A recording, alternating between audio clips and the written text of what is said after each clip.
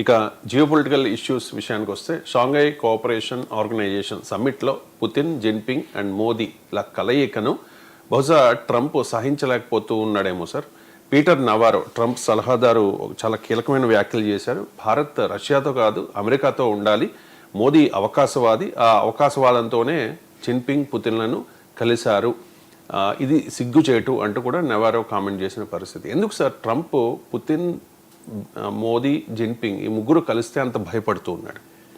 అలా భయపడుతున్నాడు, సహించలేకపోతున్నాడు, ఓరలేకపోతున్నాడు అని క్లియర్గా కనబడుతుంది. ఎందుకు అమెరికా విదేశాంగ విధానం ఎలా ఉంటుందంటే, ప్రపంచంలో రెండు దేశాలు ఘర్షణ పడుతుంటే ఎవరో ఒకవైపు ఉండి తన ప్రయోజనాల్ని, తన ఆధిపత్యాన్ని నిలబెట్టుకుంటుంది. Divide and rule policy.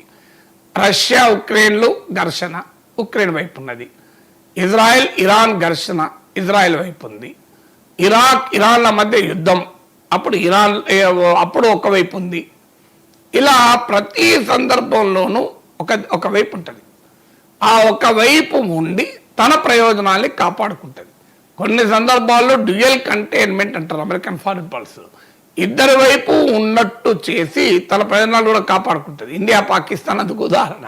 సాధారణంగా ఏంటంటే ఒక ఘర్షణలో దూరి ఆ ఘర్షణను తనకు అనుకూలంగా మార్చుకోవడం అనేది అమెరికాకు అలవాటు. భారత్ చైనాల మధ్య ఘర్షణను కూడా అదే విధంగా ఈ ఇండో పసిఫిక్ ప్రాంతంలో అమెరికా ఆధిపత్యాన్ని నిలబెట్టడానికి, అమెరికా ప్రయోజనాలు కాపాడటానికి ఇండియాను ఉపయోగించుకుందామన్నది అమెరికా ఆలోచన. అందులో భాగంగానే ఇక్కడ క్వాడ్ ఏర్పాటు చేసింది. మిడిల్ ఈస్ట్ క్వాడ్గా పిలువబడే I2U2 ఏర్పాటు చేసింది. భారత్ కూడా చైనాతో ఉన్న వివాదాల రీత్యా, ఇబ్బందుల రీత్యా మనం కూడా ఈ రెండిట్లో చేరాం. క్వాడ్లో అమెరికా, జపాన్, ఆస్ట్రేలియా, భారత్ భాగస్వామి. ఇది చైనాను నియంత్రించే వ్యవస్థ. I2U2 అని Israel, India, United states, United Arab Emirates అని. అందువల్ల ట్రంప్ ఏం ఆశించాడంటే, చైనాను నియంత్రించే వ్యవస్థలో భారత్ మనకు శాశ్వత భాగీదారి అనుకున్నాడు. ఎందుకంటే ఇండియాకు చైనాకు తీవ్రమైన ఇబ్బందులు ఉన్నాయి. మనకు సరిహద్దు ఘర్షణ ఉంది. చైనా పాకిస్తాన్ నెక్సస్ ఉంది. సో యునైటెడ్ నేషన్స్లో సెక్యూరిటీ కౌన్సిల్లో భారత్ సభ్యత్వం కొరకు కోరుతుంటే చైనా అడ్డుపడుతోంది. మసూద్ అజర్ లాంటి తీవ్రవాదుల్ని పడిపట్టడంలో యునైటెడ్ నేషన్స్లో చైనా పాకిస్తాన్కి అండగా ఉంది. ఇవన్నీ వివాదాలు ఉండడం వల్ల ఆటోమేటిక్గా మాకు బ్లాంక్ చెక్ ఇండియా ఇచ్చేస్తుంది అని ట్రంప్ కోరిక. కానీ ఎప్పుడైతే ట్రంపే ఇండియాకు వ్యతిరేకంగా తయారై ఐ లవ్ పాకిస్తాన్ అంటూ డ్యూయెట్లు పాడడం మొదలుపెట్టాడు అసీం మునీర్తో కలిసి, మరి India should also think about it self కదా. నిన్ను నమ్మి క్వాడ్లో చేరాం, ఏం చేశావు నువ్వు? నమ్మక ద్రోహం చేశావు. అందువల్ల ఆటోమేటిక్గా పాకిస్తాన్ విషయంలోనే అమెరికా మనకు సహకరించకపోతే చైనా విషయంలో అమెరికా మనకు సహకరించే అవకాశమే లేదు. ఎందుకంటే చైనా ఇది మచ్ స్ట్రాంగర్ పవర్ కనుక. ఇప్పుడు ఉక్రెయిన్ రష్యాల మధ్య యుద్ధం వస్తే ట్రంప్ ఏమంటున్నాడు? రష్యా ఇది స్ట్రాంగ్ పవర్, నువ్వెందుకు పెట్టుకున్నావు అని అంటున్నా లేదు. నీ 20% ల్యాండ్ ఇచ్చేసేయి, అందువల్ల నువ్వు రష్యాతో పెట్టుకోకు, నీకన్నా పెద్ద మిలిటరీ పవర్ ఏమనుకుంటున్నావు అన్నాడు. రేపు ఇండియా చైనా గారు వస్తే అదే చెప్తాడు Trump. China is a very big power, what you think? China is a major power. నాకు చైనాతో పని ఉంటుంది తప్ప నీతో పని ఉంటుందా ఇండైరెక్ట్గా. సో అందువల్ల చైనాతో పెట్టుకోకు. వాట్ ఈజ్ చైనాస్ మిలిటరీ ఎంత? ఆక్సా ఇచ్చిన మొత్తానికి ఇచ్చేసాయి, ఇంకా కావాలంటే ఇంకా ల్యాండ్ అడిగితే ల్యాండ్ కూడా ఇచ్చేసాయి అంటాడు రేపు ట్రంప్. అందువల్ల ట్రంప్ మీద ఆశలు పెట్టుకొని ఇండియా చైనాతో ఘర్షణ పడితే ఉక్రెయిన్ గతే మనకు పడుతుంది. ఇది భారత ప్రభుత్వానికి జ్ఞానోదయం కలిగింది. మాలాంటి వాళ్ళం ఎప్పటి నుంచో చెప్తున్నాం, కానీ సమయం రావాలిగా దేనికైనా. సో ఇప్పుడు జ్ఞానోదయం జరిగి నిన్నటిదాకా బాయ్కాట్ చైనా, నమస్తే ట్రంప్ అన్న వారు ఇలా నమస్తే జిన్పింగ్, బాయ్కాట్ ట్రంప్ అంటున్నారు. మేము ఎప్పుడైనా చెప్పేది ఎవరితోనైనా India's relation with one country should not be at the cost of some other country or should not be defined by another country. సరిగ్గా మోడీ ఇప్పుడు ఇదే అన్నాడు కదా. అలాంటి వాళ్ళు ఎప్పటి నుంచో అదే చెప్తున్నాం కదా. ఇండియన్ ఇంట్రెస్ట్లకు అనుగుణంగా మనం ఉండాలి తప్ప అమెరికాకు జూనియర్ పార్ట్నర్గా అమెరికన్ ఇంట్రెస్ట్ల కొరకు మనం పని చేయకూడదు. భారత ప్రయోజనాల కొరకు చైనాకు వ్యతిరేకంగా అమెరికాతో కలవాల్సి వస్తే కలుస్తాం. కానీ అవసరం వస్తే చైనా పాకిస్తాన్ డీలింగ్ చేస్తానికి చైనాతో సంబంధాలు మెరుగుపరుచుకోవడం వల్ల ఇండియన్ ఇంట్రెస్ట్ ఉంటే మెరుగుపరుచుకుంటాం. ఇది స్ట్రాటజిక్ అటానమీ అంటారు.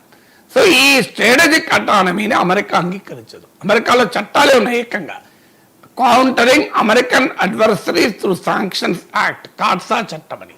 అంటే ఏ దేశమైనా అమెరికా మిత్రులతో సంబంధాలు కలిగి ఉంటే ఆ దేశాలను శిక్షించడానికి అమెరికా ప్రభుత్వానికి అధికారం ఉంటుంది. ఇక్కడ ప్రపంచంలో ఈ చట్టం వేరే ఎక్కడ ఏ దేశంలోనే ఉందా?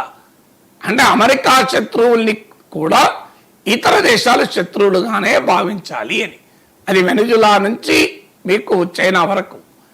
దీన్ని ఇండియా అంగీకరించడం లేదు. మా శత్రువులు మా మిత్రులు మేము చూసుకుంటాం, మా శత్రువైన పాకిస్తాన్తో మీరు డ్యూయట్లు పాడడం లేదా? ఇది స్ట్రాటజిక్ అటానమీ అమెరికా అంగీకరించదు. తన మిత్ర దేశాలైన యూరోపియన్ దేశాలు స్ట్రాటజిక్ అటానమీ అనుసరించినా అమెరికా అంగీకరించడం లేదు. తమ మిత్ర దేశమైన ఉక్రెయిన్ స్ట్రాటజిక్ అటానమీ అన్న అమెరికా అంగీకరించలేదు. ఇక మనని ఎలా అంగీకరిస్తుంది? అందువల్ల స్ట్రాటజిక్ అటానమీ ఇండియా ప్రదర్శించడం అనేది జిన్పింగ్, పుటిన్, మోడీల కలయిక ఉదాహరణ.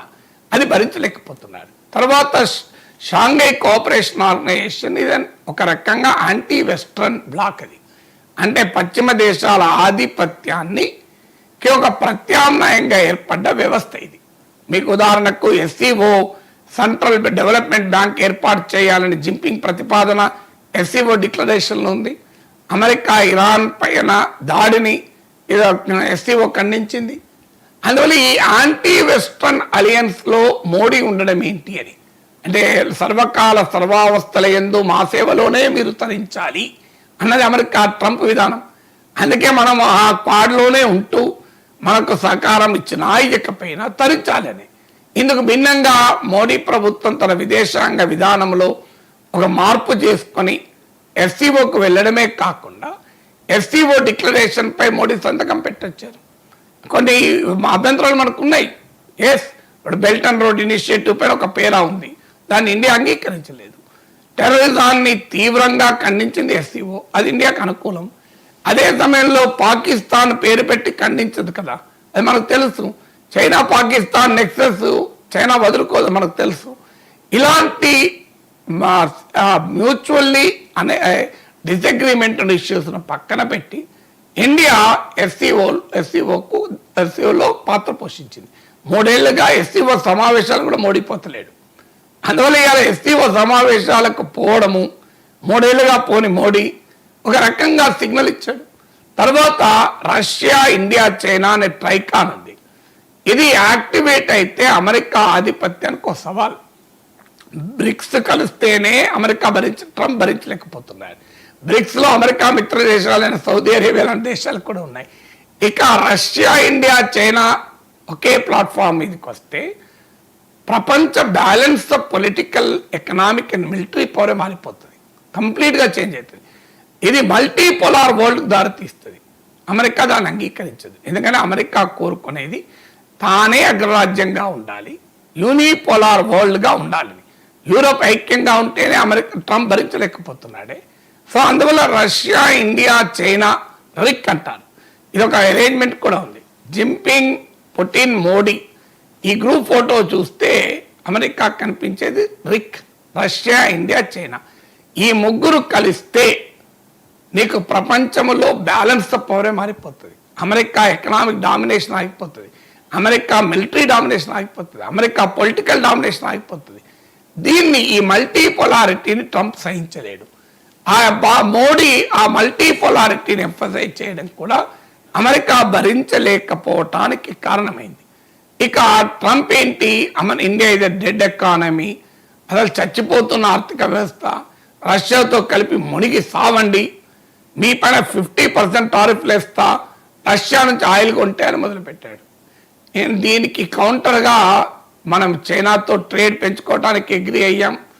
రష్యాతో ఆయిల్ పర్చేజెస్ సెప్టెంబర్లో పెరగబోతున్నాయి, తగ్గకపోగా. సో ఆటోమేటిక్గా ఎస్సీఓ ద్వారా విస్తృతమైన ఇతర దేశాలతో కూడా సంబంధాలకు పెరుగవుతున్నాయి.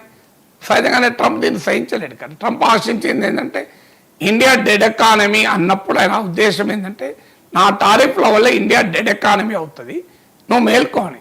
అంటే మనం చూపెట్టాం కదా, we are not dead country, India is a live and kicking country. అది ట్రంప్కు అర్థమైంది, అందుకే భయపడుతున్నాడు, అందుకే సహించలేకపోతున్నాడు.